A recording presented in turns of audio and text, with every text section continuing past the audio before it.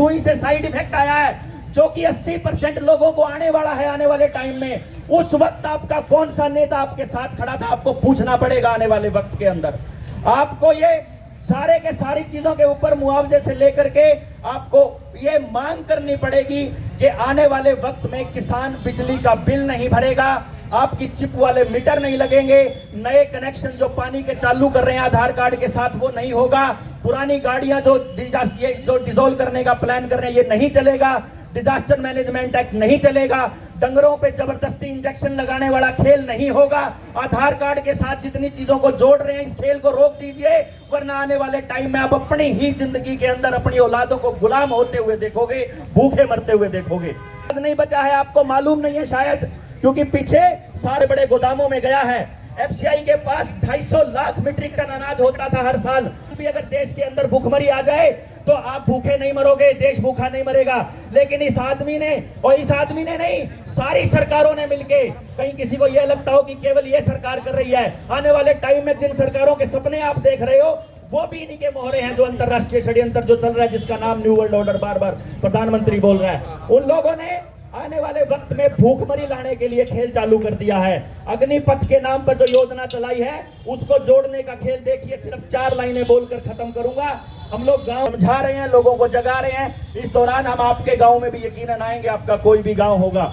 जनता सरकार मोर्चा इस चीज के लिए प्रतिबद्ध है कि आपको बताए कि जो ये खेल चल रहा है अग्निपथ का, इसको कैसे समझना है। श्रीलंका के पास आज से 5 साल पहले श्रीलंका 94% कर्जदार था, अपनी जीडीपी का 94% कर्जदार था। अभी श्रीलंका पिछले साल 114% का कर्जा होते ही पूरे देश क्राइसिस में आ गया और अर्थव्यवस्था ढह गई। अपना देश इस वक्त 94% के कर्जे पर है, जीडीपी का 94% हो चुके हैं। रोज कर्जा लिया जा रहा है, आपको मालूम नहीं है $100 बिलियन का कर्जा अभी 1 जुलाई को पास हुआ है वर्ल्ड बैंक से। किस नाम पे? आपके यहाँ जो अस्पताल बन रहे हैं ना, जो आपको टीके लगाने के लिए नई प्रयोगशालाएं बन रही है, जो अरविंद केजरीवाल बड़ा खेल खेलता है, हमने मोहल्ला क्लिनिक उस WHO के षड्यंत्र का हिस्सा है जिसको हम समझ नहीं पा रहे। आज अपना इलाज तो जाके बेंगलोर में नेचुरोपैथी से करवाता है और हमारे शरीर में केमिकल डालता है। मैं जो बता रहा था, अपना देश इस वक्त 94% कर्जे पे आ गया है और 5 साल के अंदर, गडकरी का यह बयान है कि 5 साल के अंदर आपके पेट्रोल और डीजल बैन हो जाएगा। आपने शायद ये पढ़ी होगी अखबारों में खबर। और 4 साल में ये जो अग्निवीर हैं ये बाहर आ जाएंगे।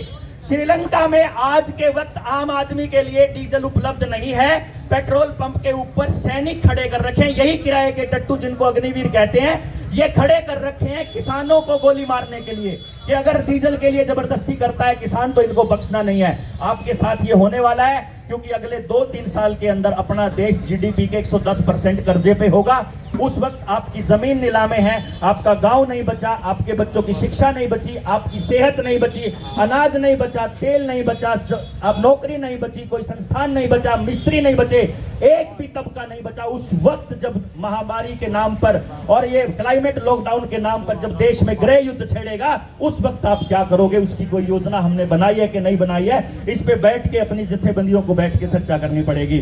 क्योंकि ये खेल इतना बड़ा है। जब हमने उग्राहा साहब को समझाया, टिकरी बॉर्डर पर पूरा का पूरा प्रोजेक्टर लगा करके समझाया था, चौधरी साहब को समझाया था, बलदेव सिरसा जी को समझाया था, दल्लेवाल साहब को समझाया था, मंजीत राय साहब को समझाया था, इन सबको बैठ के समझाया था कि किसान आंदोलन को केवल किसान आंदोलन मत समझिए, ये आप अगली पीढ़ी को बचाने की लड़ाई लड़ रहे हो, इसको पीछे मत हटना, घर पे मत बैठना, वरना आपको रोज रोज सड़कों पर बिठाएंगे। और उस दिन से लेकर के कभी आप पानी के लिए बैठे हो, कभी ट्यूबवेल कनेक्शन के लिए बैठे हो, कभी आप राशन के लिए बैठे हो, कभी किसी चीज के लिए, कभी किसी चीज के लिए, और ये लगातार आप बैठते रहोगे जब तक पूरा सिस्टम बर्बाद नहीं हो जाएगा। इसलिए आपसे गुजारिश है कि केवल आप लोग हो जो अगली पीढ़ी को बचा सकते हो। नौजवानों को घर से निकालिए, युवाओं को बताइए कैसे बचाना है, कैसे बचाएंगे, क्योंकि जनता सरकार होती है, जनता मालिक होती है, उस जनता को साथ लाने का काम अपने योद्धा कर देंगे। आप लोग बैठ के जैसा भी आदेश दे, 24 घंटे खड़े हैं। आपने देखा होगा पीछे इन्होंने जबरदस्ती करी 3 तारीख को कि हम तुम्हें घुसने नहीं देंगे मॉल में, या सचिवालय में घुसने के लिए सर्टिफिकेट मान्य किया, और कोई सरकार पीछे नहीं थी, आपने देखा। और हमने कहा कि नहीं बख्शेंगे नहीं हम, और उसके बाद सरकार को अपने फरमान वापस लेने पड़े। आप लोग, आपसे गुजारिश है कि आप इस लड़ाई को रुके मत दीजिएगा। जो आप लोग आदेश देंगे, जनता सरकार मोर्चा उसके लिए बैठा है। इन्हीं सब शब्दों के साथ मैं अपनी बात खत्म करता हूं। जय हिंद, जय भारत, सत श्री अकाल।